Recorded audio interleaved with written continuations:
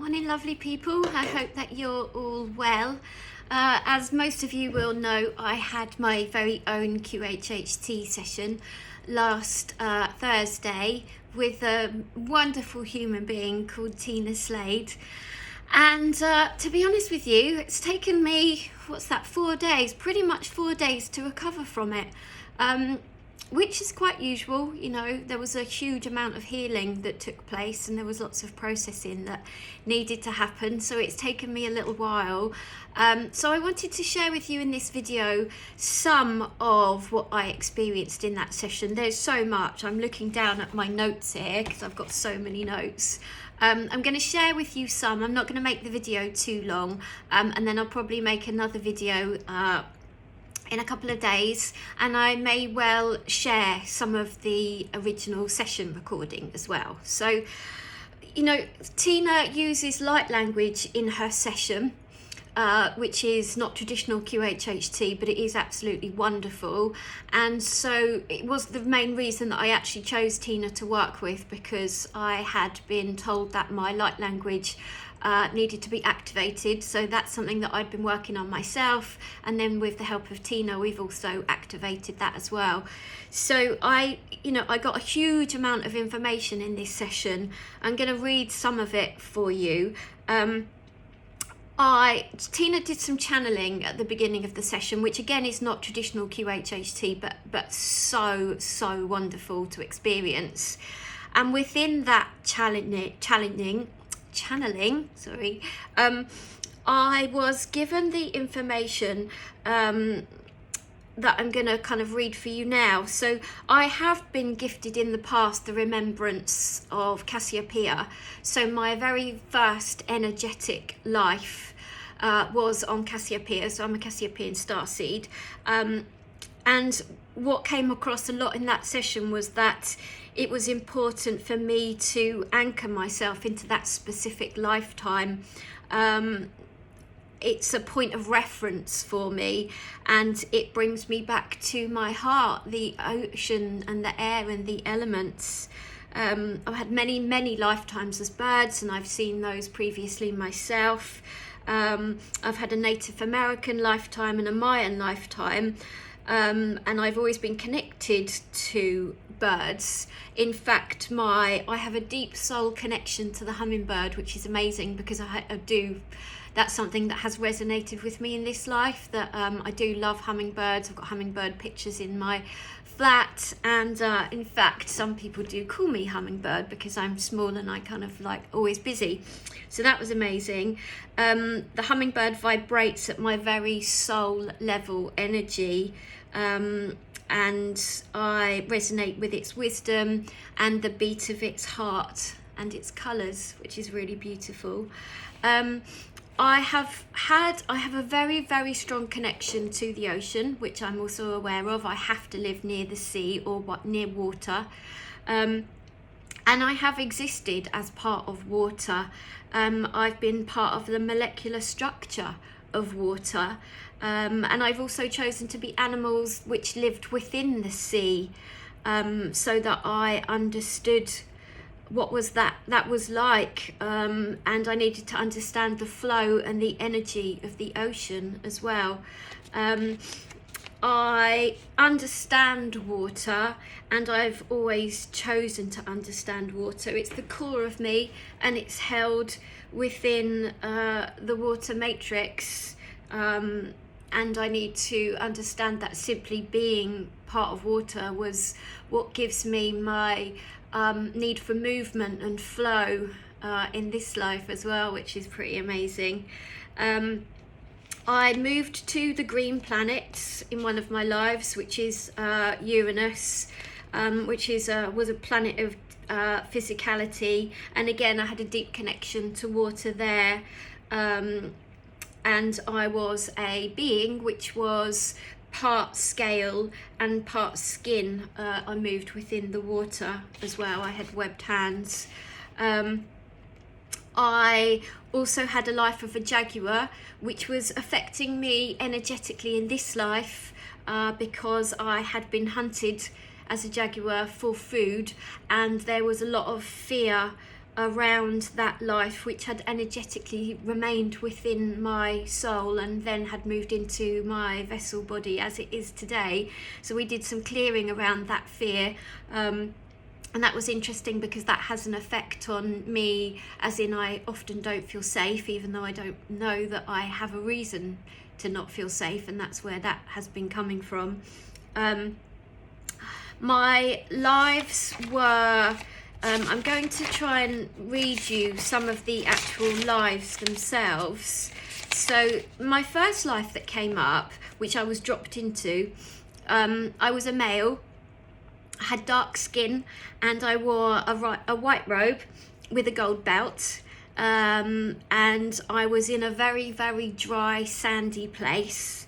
And in that life, I had a gift where I could manipulate water, and that's still a gift that is within me now. Again, we go back to the water connection. And in that life, I could heal people through using the use of water, and I can tell you a bit more about that on another video. But in that life, because of my gift, and I've later found out when I was working with the subconscious that I was part of the Essenes, which I've known about before, but I wasn't sure exactly what I did. And in that life, my children and my wife were actually tortured, slaughtered and killed in front of me because of my gift. And within that life, I was buried alive. My throat was filled with mud, and so we did a lot of clearing around that, which I've needed to clear in order to fully sort of embrace the light language. That's another thing which has been affecting that. And what's interesting about that, and something that the subconscious really, really wanted to talk about, is that I have been playing it very small. So I have been denying sharing my full gifts with everyone, really because of this past life, because I still had a memory, albeit sort of very, very deep down memory, that when I shared my gifts, I was treated badly for it, and my family were treated badly. So we've done a lot of removing around that, the energetics around that and what it actually meant to me, so that I can now fully embrace all of my gifts, which is exciting, and they are kind of like coming forward more for me. My second lifetime, which is an interesting one, which is something that hasn't really resonated with me particularly, although I have been triggered by some movies which included slavery, because I was a child bride slave. I was a small young black girl who was stolen from a farm. My mother and father were slaves, and I was on this farm, but I had a particular gift in this life as well, and my gift was that I shined my light and that I helped the other slaves to move through their pain via my voice. So I used to sit in the back of the barn at the end of the night when we'd all been working, and I would sing and I would levitate. I'd move outside of my body, and I would help all the other slaves to also sort of move outside of their body so that they weren't feeling the pain from the wounds that had been inflicted on them during that day. And in that life, I was taken from the farm and I was sold by a slave trader, sold to a very rich man who wanted me to be part of his wife family. But really the reason for being sold to that particular man was that he wanted to learn my gift of healing with my singing, so with the use of my voice. So that was a very, very interesting life. I'm obviously just giving you the basics, there's a lot more detail. The third life that I came across was of a messenger. And she was a really beautiful female. She had female energy, and she was made of light, and she would work with a light matrix which she created around the globe, and she would use this light matrix to navigate she would see dark patches on the globe which would turn into black vortexes, which she would fly down to people on the earth who needed healing, who needed some form of relief. And she would show herself in angelic form if that's what the person she was working with needed. And in this particular scene, I flew down to a church, and there was a Spanish lady in the church, and she was praying for her son who was sick. And in that scene, I gave her just peace, and I helped her to understand that her son wasn't going to make it, but that it was her responsibility to stay on the earth as a mother because she had more children and she also had a husband to take care of. So as a messenger, I basically flew around the globe and offered peace and healing to those on the earth that needed it. That was a really beautiful life. It was just incredible, and the feeling of being that free, moving outside of the Earth's atmosphere when I wasn't working and just kind of like floating was just insane. And then my fourth life that I got to experience in detail was on Cassiopeia. And in that life I was, again, energetic frequency pretty much, but if I wanted to, then I would manifest myself in the form of like a triangular body.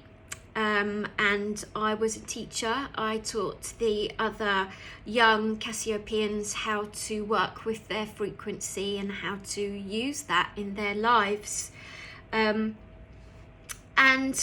I also got to see the life of a water nymph, which was interesting because I've had pain in my shoulder for most of my life and I've never understood what it was. It comes and it goes, it's never totally gone. I do Pilates to help it, I have acupuncture and all this other stuff, but I've never got rid of this pain. And in this life I was shown myself as a water nymph in Atlantis in the good time, during the light, not in the dark. And I was wounded in this shoulder. That was the end, that what's caused the end of my life in that particular soul journey. And so that pain, which was inflicted on me on that life, had remained in my body as energetic pain, which was causing the pain that I had now. And we worked on it and we healed it, and now I don't have any pain. Haven't had any pain since the session on Thursday, which is amazing.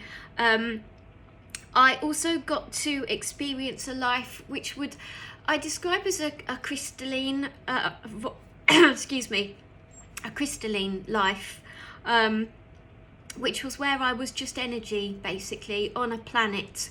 It was a planet which eventually was taken from me. It was destroyed by dark forces.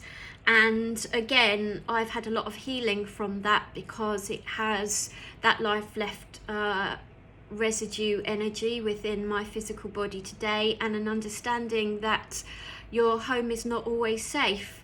And again, that's interesting because that's a feeling that I've always had and I've never got to it in the 3D sense. So we worked on that and we've kind of removed any of that trauma associated with the loss of your planet, really. Which was really, really upsetting.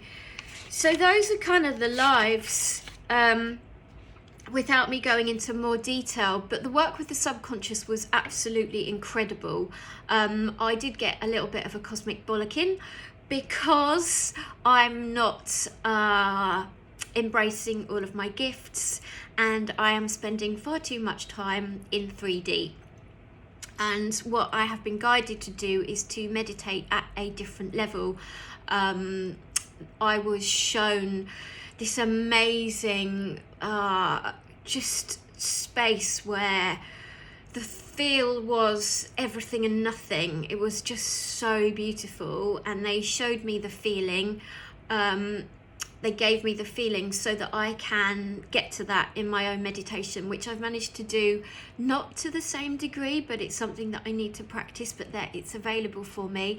And that this level of consciousness I can bring into my life at any time I need to, when my body feels heavy. I've been I'm from a planet where the frequency is incredibly high. So for me being here, the physical body feels very heavy. So I've been kind of really guided by the subconscious to do a lot more meditation work around being outside of the body. I need to spend a lot more time outside of the body. And in fact, over the last 3 nights, I've been pretty much just flying around galaxies in my sleep, which has been amazing. There is a Hawaiian connection in my past as well. And the gifts that I will be working with in the future is that QHHT will still be part of my future, but I'm also being told that I will be bringing in the gifts from these previous lives. So I will be working with water in a form of healing, so heal people via the molecular structure of water, which I understand, but I'm also going to be healing via sound and light. So I've been doing a lot of meditations over the last couple of days, bringing in what that feels like to work with the frequency of sound and light, and I'm being guided to invest in a singing bowl. I have no idea.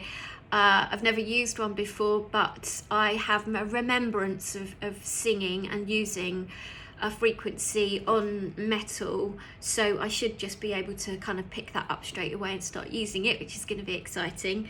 And also I am being guided heavily to channel. So this is interesting. I've channeled before, but not like this. When I've channeled in the past, I've channeled pretty much from spirit. This channeling is different.